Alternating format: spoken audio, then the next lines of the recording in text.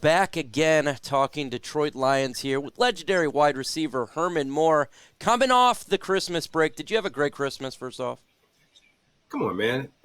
How can you not? Because that means everybody is forced to stop and shut down. They can't get out and start doing crazy stuff other than, being festive, enjoying the holidays, take a deep breath, get ready to reflect before we go into 2023.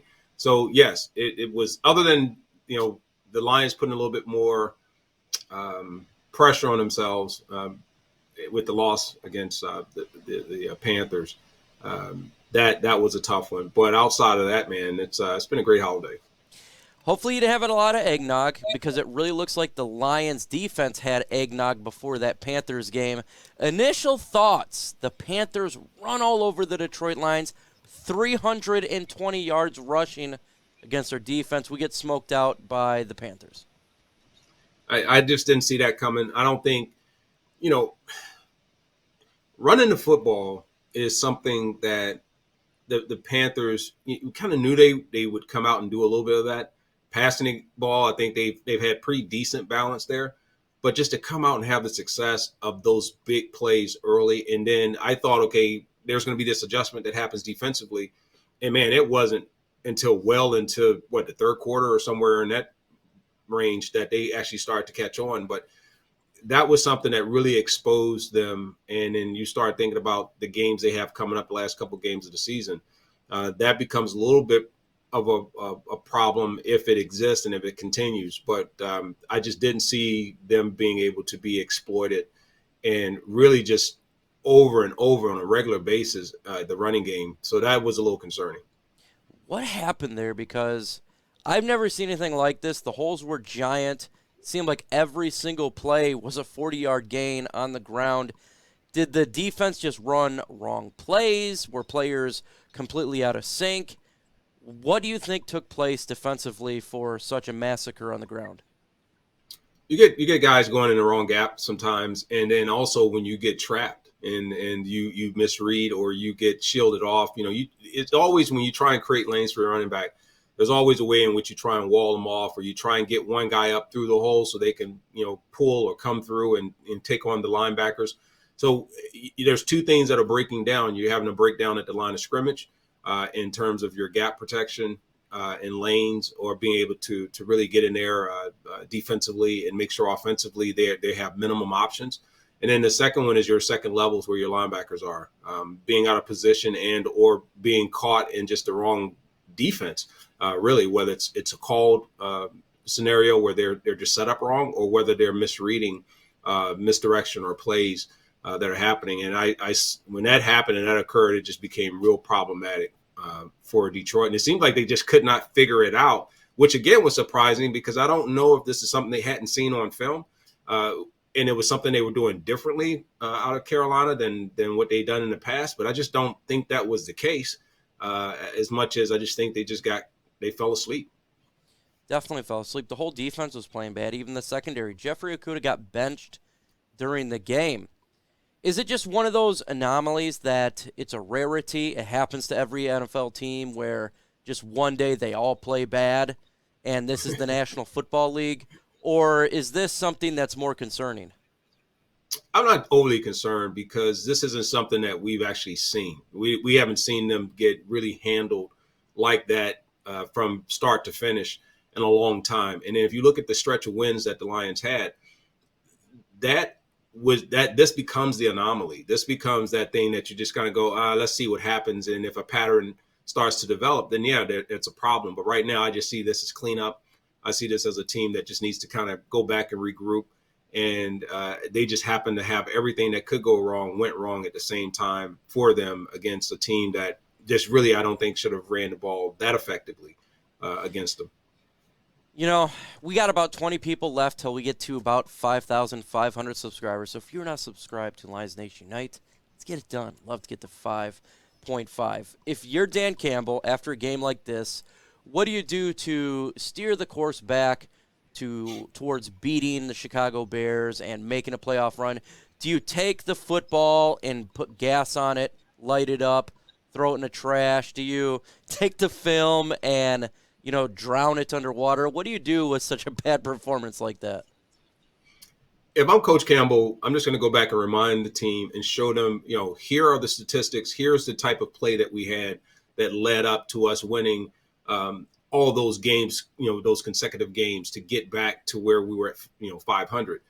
If you go back and you look at that game plan, mistake-free football, making sure guys were very sound and solid in their assignment, and then you got players who are making plays and, you're getting turnovers. If you get back into that type of play and you show them that that's really the team that you are, you look at this game and say, you know what, we had a bad game. And if you had a bad game, you go back, you bounce back, and you position by position, player by player, you have to go out and evaluate yourself and correct your mistakes. It can't be, okay, it's just one type of correction fixes everything. No, there's individual correction that has to take place, because when it comes down to it in football, it's a team sport. But it's all these individuals doing the right thing at the right time. And that game, it was a lot of individuals probably not doing the best they could do, and that we'd seen in those previous wins to get them back to where they were at a break even.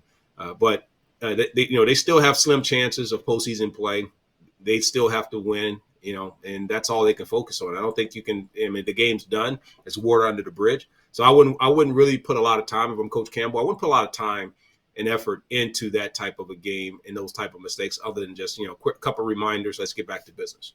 What came right after the game was a fan tweeted, our wide receiver Jameson Williams said, we need to give Jameson Williams the football. He liked it. Became a little bit of a story. You're a wide receiver. You want the targets. Now, this is his 4th game as a rookie. Do you see him getting more targets now? Do you understand if he's frustrated or if he's not? I mean, he could be frustrated, but if you look, I'll tell you this, what he's going to learn in the NFL, it doesn't matter your status and what you are as a player. Even if he was the guy that was cleaning out and clearing out and keeping the safeties honest and making sure that potentially he can draw some of the coverage deep, that will allow St. Brown and some of the other guys like Reynolds and those guys to kind of, in the tight ends, to kind of work underneath. That's your job. That's kind of one of the things that they brought him in, to stretch the field. And if those safeties start to get a little relaxed, then yeah, you can get the ball down the field. Right now, to me, it looks like the receiving unit has been defined in terms of who has what roles.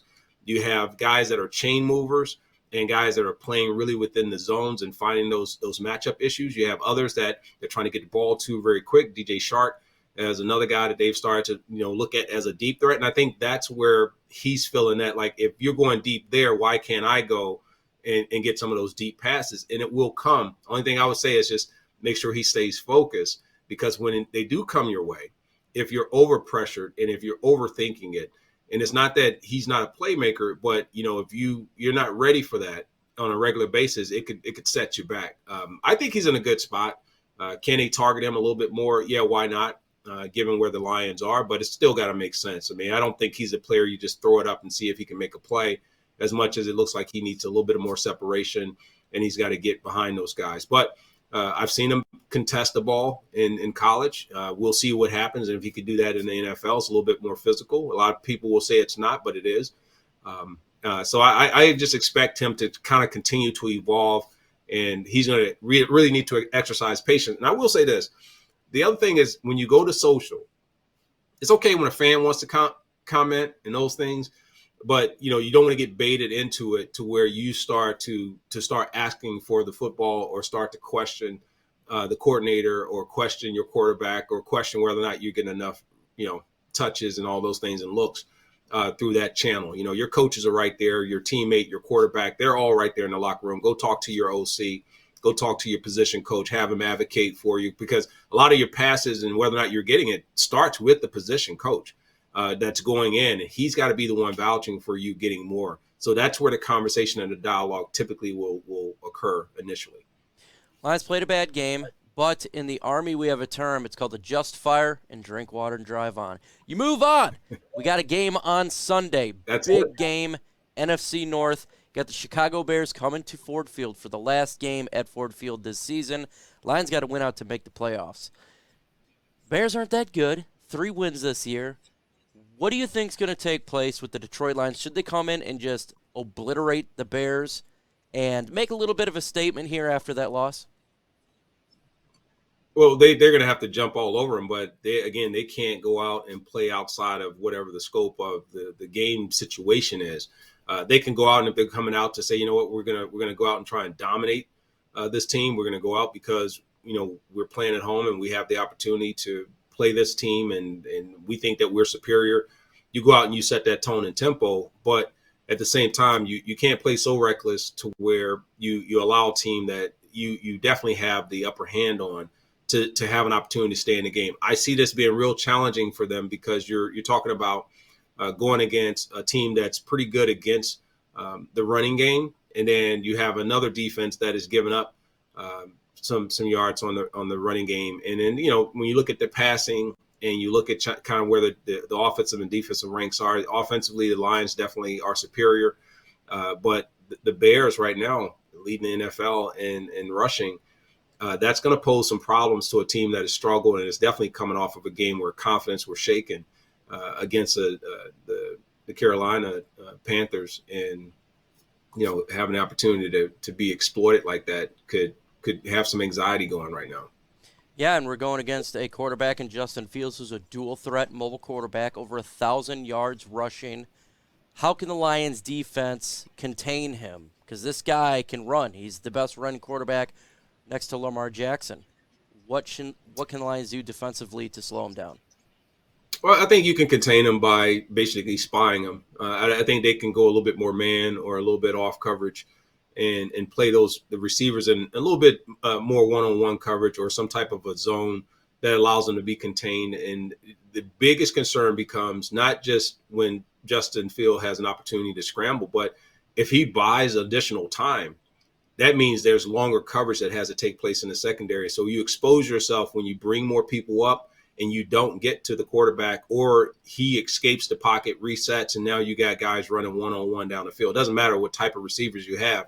Corners can only cover for so long before guys find openings in scramble drill. And if he's constantly in, 6, 7, 8 scramble opportunities, there could be some potential big plays that are made if the Lions fall asleep in the secondary and think that, pressure has gotten to him. Lions, Bears on Sunday. Who do you got winning this game and why? Well, I have the Lions winning. This is just a game that they just can't lose at home. And it's one more opportunity before they could go out and face Green Bay, who is still also vying for a playoff position. The Lions will have to take care of business at home. This is their last stand before they hit the road for that final game. So it's like this is where they lay it all out. They leave it all on the table. I think you're going to get coaching that's going to be unpredictable if need be. But I also see a team that's going to come out understanding that it's basically, win or the Packers game becomes really, irrelevant. Hey, this was a great time again. Love doing these segments with you. Any suggestions out there for a New Year's resolution to myself or anybody out there, yourself, before we hit the new year?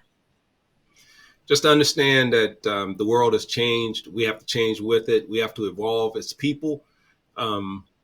You have to be able to take control of who you are, take control of your life, and you get to decide what happens next. Right now, I think we have too many followers, not enough leaders, and at the same time, you got to have, instead of a lot of talkers, you got to have more listeners. And so it's a lot that's happening in 2023. We always look at ways to start our lives at the beginning of the year to get back on track if we've gotten off track, or to continue the momentum that we're leaving from the previous year. So I say to everyone, do epic. That's my saying. That's my statement. That's my thing is, don't be good, be great. Hey, absolutely. Thank you so much. And we'll see if the Lions get that W. Hopefully we do. Yep, we're looking for the dub.